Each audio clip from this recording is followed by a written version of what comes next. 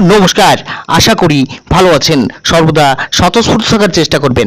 আজকের কথার মূল বিষয়বস্তু হচ্ছে স্বার্থপর মানুষের 5টি লক্ষণ।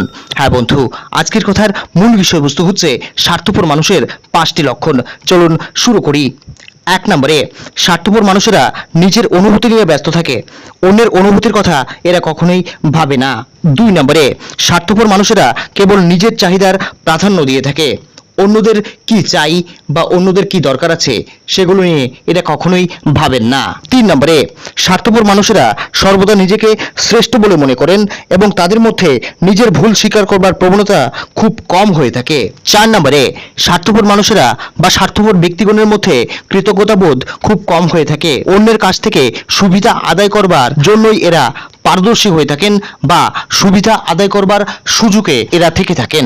5 নম্বরে, তারা নিজেদের পরিচালনায় বা প্রচারণায় ব্যস্ত থেকে থাকেন এবং নিজেকে ভালো রাখার জন্য অন্যকে নিচে নামিয়ে আনতেও এরা দ্বিধাবোধ করেন না। হ্যাঁ বন্ধু, আজকের কথার মূল বিষয়বস্তুটি ছিল স্বার্থপর মানুষের 5টি লক্ষণ।